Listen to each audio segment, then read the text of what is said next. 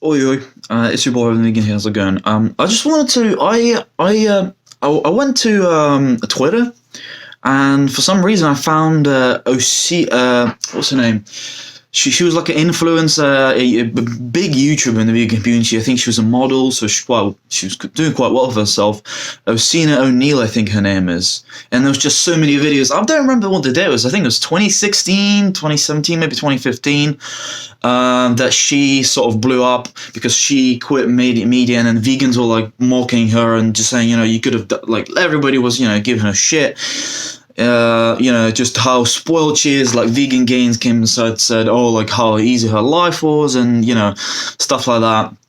So everyone was shitting on this girl because she didn't want to do social media anymore, YouTube. She just got fed up with it. And I found her Twitter, and she's got something interesting on there as a bio. Interesting little sort of anti capitalist rhetoric there. I will just show you the Twitter right now. Let's have a look. Let me just log in. All right. So let's see. Esssena O'Neill. She's got on her bio on Twitter. She writes, "Influencers are neoliberal puppets powered by trendy ideology that masks promotes profits of continual consumption."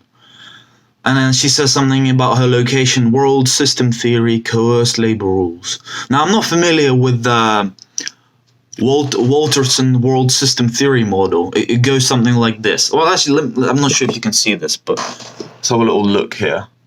This is probably terrible. I could have just screenshotted it, so I honestly have no desire to do such a thing. Anyway, so it goes something like this. We got peripheral, and then cheap labor, raw materials, and then it goes to the core, high profit consumption, and in the middle there's a semi-periphery, and it's just a continuous vicious circle of just profit, cheap labor, raw materials. Now, this is nothing. I was bringing my Russian accent there. Wait, this is nothing new. Sorry, I just got a notification there. So this is nothing new necessarily. This is just, maybe some different versions of Marxism or, anti sort of capitalist literature. But it is interesting, isn't it? I just found it so fascinating. Someone who was all about looks and food and stuff, how negatively it impacts people, Like, people say, oh, I'd love to be rich, I'd love to have this person's lifestyle, and like how easy that lifestyle is, so spoiled, so privileged. But we don't, you need to put this person, you don't know the full extent of the situation. I'm generally a very sympathetic person, I don't exactly know what was happening at the time when Esssena came out and made this announcement. I try not that I don't judge people, it's just I give them benefit of the doubt. And it seems that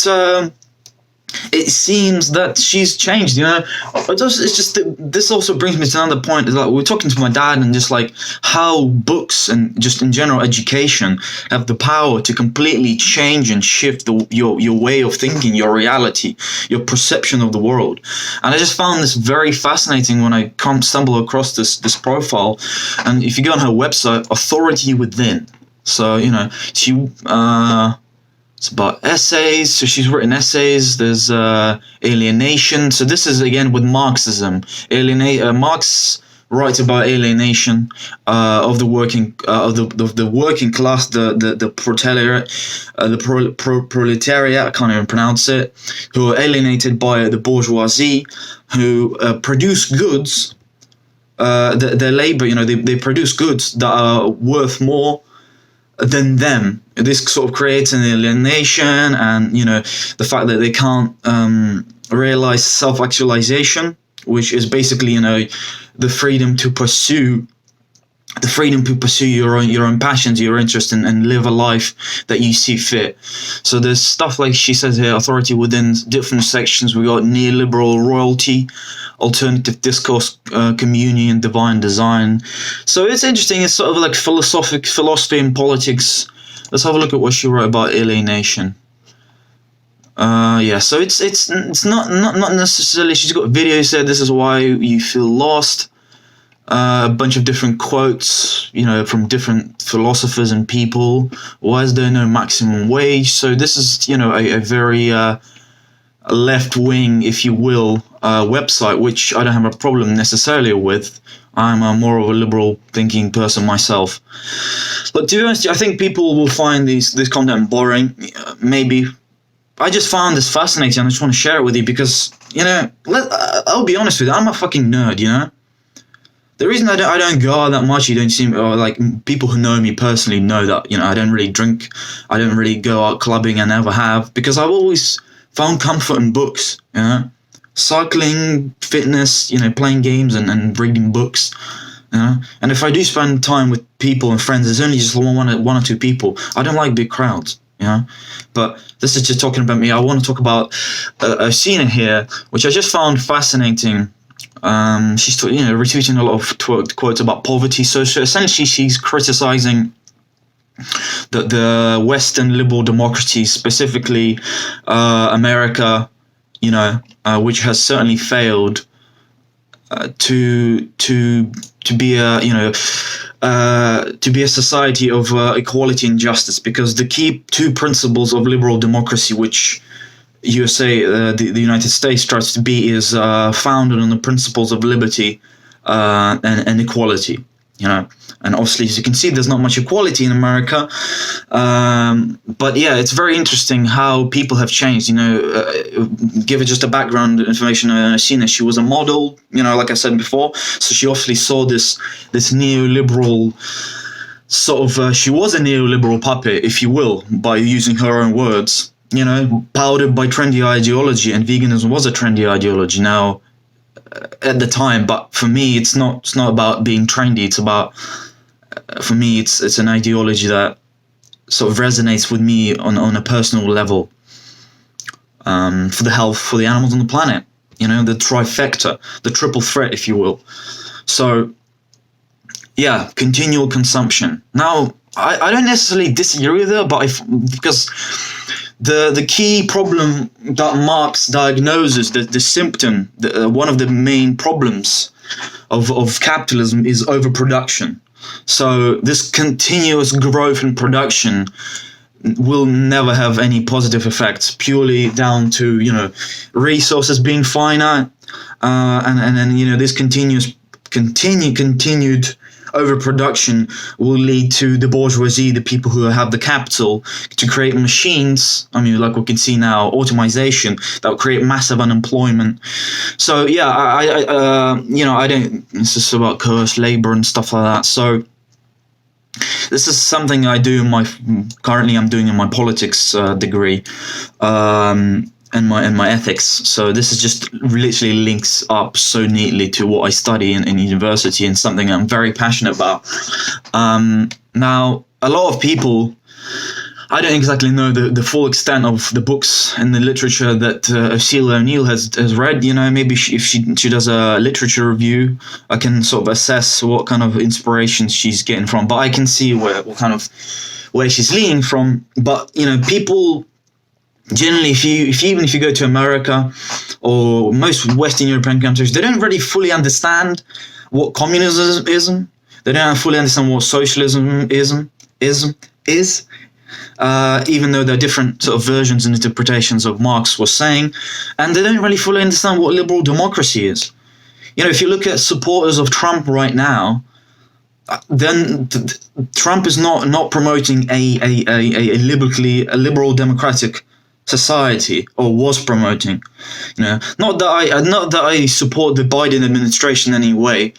If you look at all the administrations of the United States, the American presidents, I don't see any president that stands out as a good president. Sure, Trump is the worst example of a extremist, liar, just a serial liar and manipulator who just lies and people eat it up. It's like a cult. It's insane. I've never seen anything like it. It's unprecedented for sure.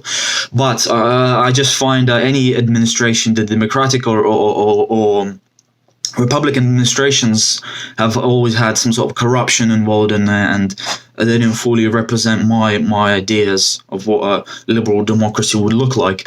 But anyway, I just thought I'd share this with you if you're interested in stuff like that. Maybe something more stimulating, on the brain, that sparks up a few cogs in the brain and gets the sort of debate going. Because in a liberal society, unlike, say, Russia or maybe China, we have the privilege, if you will, the capacity to have free debate and open discussion, which leads to good things. Not necessarily always, but this certainly it's beneficial to discuss things. And I just thought I'd share this with you.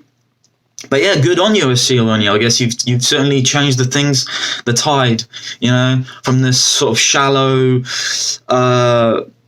this 21st century, internet, personality influencer to a different kind of influencer, to educator, if you will. But anyway, thanks for watching. I hope you enjoyed this video. Sorry it's a bit long, but I just wanted to share some thoughts and ideas with you peoples. And yeah, power to the people. I'm just kidding. Well, to be honest with you, I don't fully know what's the best way to change the global world order, because it is just so deeply ingrained into our society. But I don't think violence. I don't believe in violence.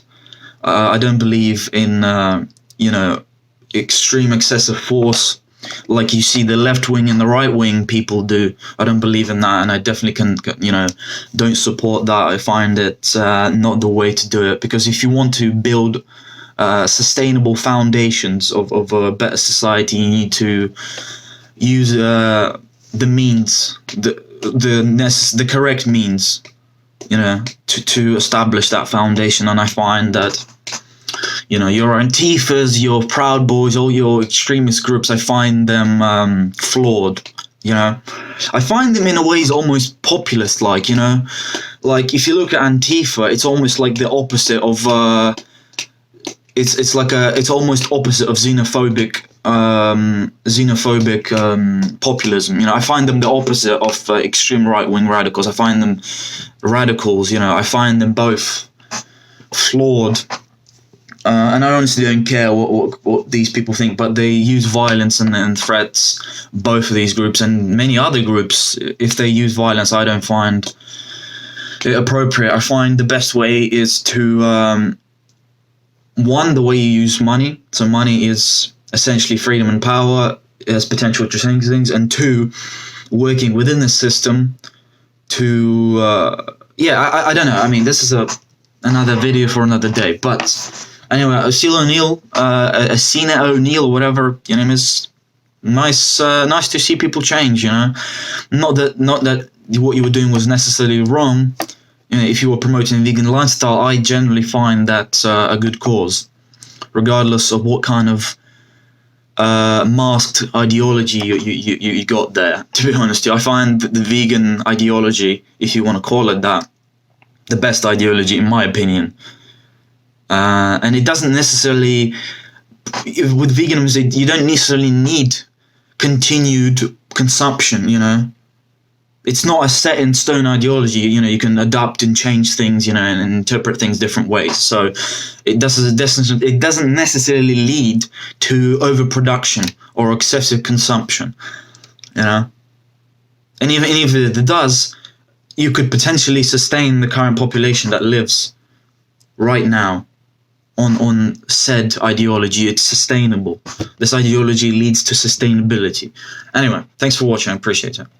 Peace out, and carb the fuck up, go vegan as always, and see you around.